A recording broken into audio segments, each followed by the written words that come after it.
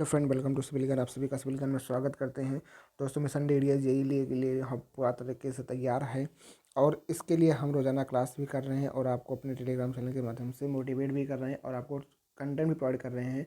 तो आप लोग बिल्कुल अच्छे तरीके से मिशन एरिया जेई में लगे रहिए, ठीक है, और अपनी तैयारी करते रहिए। अगर कोई समस्या है, कोई बाधाएँ आती हैं तो आप हमसे संपर्क कर सकते हैं ऑफलाइन कमेंट के माध्यम से या हमारे टेलीग्राम चैनल से जुड़ करके। तो आज की क्लास में हम लोग डिस्कस करेंगे कुछ महत्वपूर्ण करंट अफेयर के बारे में। तो आज की क्लास थोड़ा एडजस्ट करिएगा, बाकी कल से आपको एक सिस्टमेटिक ढंग से क्लास मिलेगी। आज से दिन एक हम कोशिश कर रहे हैं, अगर आप थोड़ा बहुत टाइम का इधर उधर हो जाता है तो उसको हमें माफ़ करिएगा। बाकी अगर चैनल पर नए हैं, चैनल को सब्सक्राइब जरूर कर लीजिएगा। चलो हम कुछ करंट अफेयर के टॉपिक को पढ़ते हैं। कल से ये टॉपिक थोड़ा कुछ अलग तरीके से देखने को मिलेगा, तो आप लोग कल के लिए तैयार रहिएगा। बाकी आज ऐसे ही पढ़ लीजिए, ठीक है। देखो, क्वेश्चन जो है आपका है आर्थिक इकोनॉमी दृष्टि से है। ये इकोनॉमिक का है कंसेप्ट कि स्पोर्ट यूनिकॉर्न कंपनी, आप सभी ने कई बार सुना होगा कि स्पोर्ट यूनिकॉर्न कंपनी बनी है। देखो, जो आपकी यूनिकॉर्न कंपनी क्या होती है, जैसे ऐसे यूनिकॉर्न होता क्या है, मतलब कुछ ऐसे स्टार्टअप होते हैं जिनका मतलब कि जो है 1 बिलियन अमेरिकी डॉलर से अधिक हो जाता है, जिनका मतलब कि जो भी इनका इनकम होता है 1 बिलियन अमेरिकी डॉलर से अधिक हो जाता है, तो ये आपकी यूनिकॉर्न कहलाते हैं। तो अभी स्पोर्ट यूनिकॉर्न कंपनी कौन बनी है, तो चेन्नई सुपर किंग बनी है।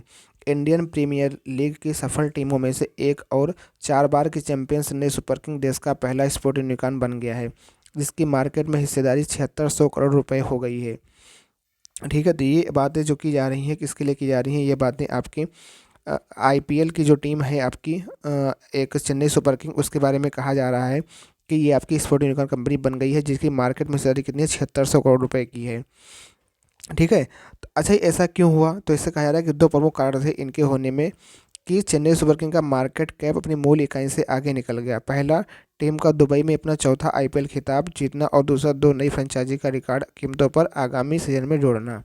तो ये आपकी स्पोर्ट यूनिकॉर्न कंपनी जो बनी है आपकी चेन्नई सुपर किंग। तो आपका क्वेश्चन यहाँ से ज़रूर बन सकता है कि अभी हाल ही में या 2022 में स्पोर्ट यूनिकॉर्न कंपनी कौन बनी है, तो चेन्नई सुपर किंग आपकी सीएसके जो है आईपीएल की एक टीम रही है, जो रहती है वो आपकी स्पोर्ट यूनिकॉर्न कंपनी बनी है, तो इसको ध्यान रखना।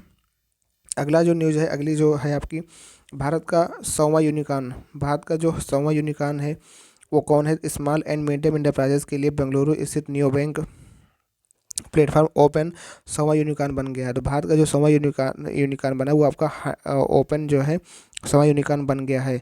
भारत को वर्ष 2021 में कुल 44 यूनिकॉर्न मिले थे, तब भारत वर्तमान में यूनिकॉर्न का दर्जा प्राप्त कंपनियों की संख्या के मामले में विश्व भर वैश्विक स्तर पर अमेरिका और चीन के बाद तीसरे स्थान पर है। यूनिकॉर्न वो स्टार्टअप होते हैं जिनका मूल्य 1 बिलियन अमेरिकी डॉलर से अधिक हो जाता है।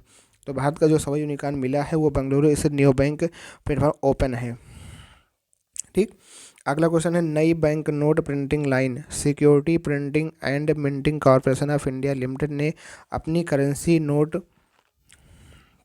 नासिक और बैंक नोट प्रेस देवास में नई बैंक नोट प्रिंटिंग लाइन स्थापित की है। तो आपको ध्यान रखना है कहाँ पे की है, तो देवास में नासिक में की है। भारत में बैंक नोटों की छपाई और आपूर्ति के लिए कितने हैं, 4 प्रिंटिंग प्रेस हैं। मध्य प्रदेश का देवास, महाराष्ट्र का नासिक, जो स्वामित्व कर्नाटक के मैसूर, पश्चिम बंगाल के साल्बोनी में, रिजर्व बैंक नोट मुद्रण प्राइवेट लिमिटेड के स्वामित्व वाले में है, ठीक है। तो यहाँ पे जो है आपका जो security printing and minting corporation of India limited ने अपने करेंसी नोट की छपाई के लिए एक नई बैंक नोट प्रिंटिंग लाइन स्थापित की है, जो कि देवास में स्थापित की गई है।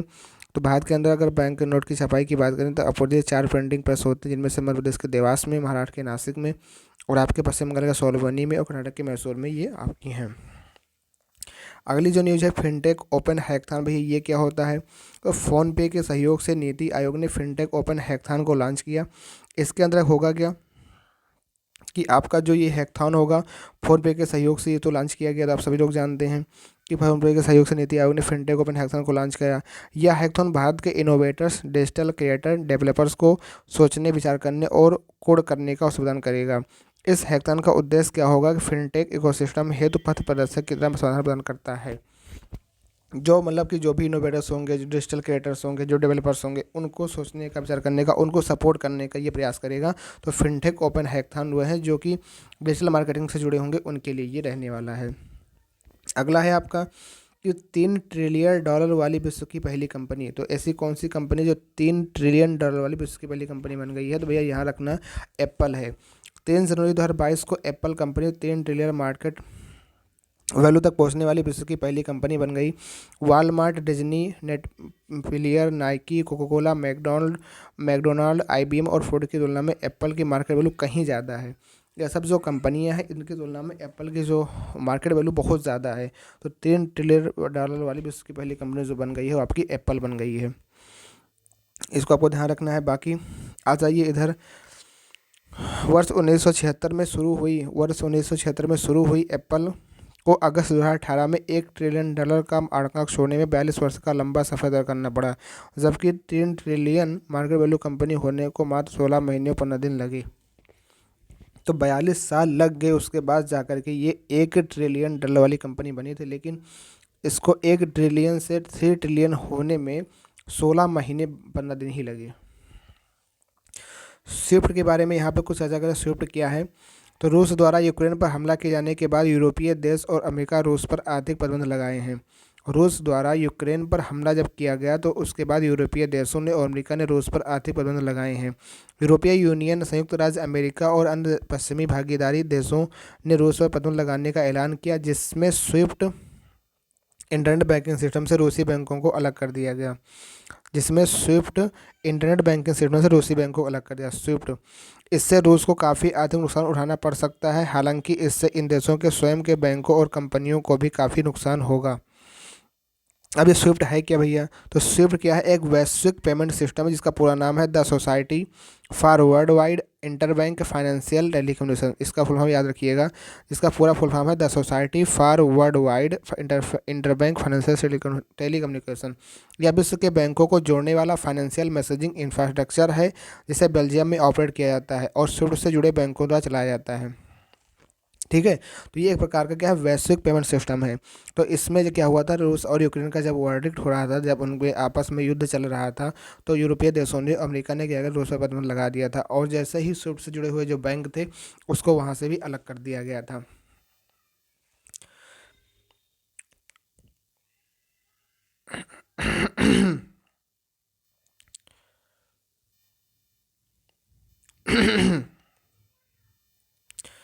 तो ये चीज़ें भैया हैं आपको। फिर अगला है आपका कि फीचर फ़ोन के लिए UPI सुविधा। फीचर फ़ोन के लिए UPI सुविधा UPI 123P, ये क्या है भैया?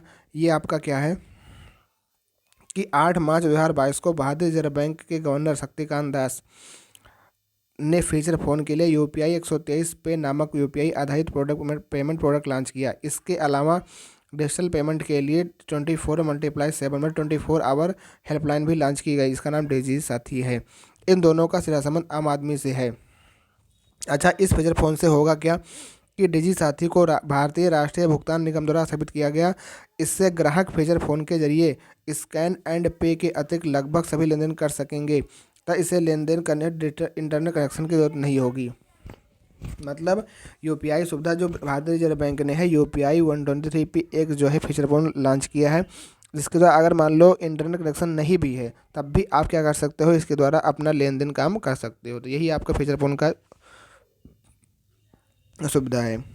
ठीक है, बाकी भारत का निर्यात $400 अरब हुआ। इस बात की खुशी है कि भारत का निर्यात वाणिज्यिक मंत्रालय द्वारा 23 मार्च 2022 को जारी आंकड़ों के अनुसार वस्तुओं का निर्यात वित्त वर्ष 2021-22 में 21 मार्च 2022 तक 37% बढ़कर $400 अरब पहुँच गया है। इस बात को आपको ध्यान रखना है।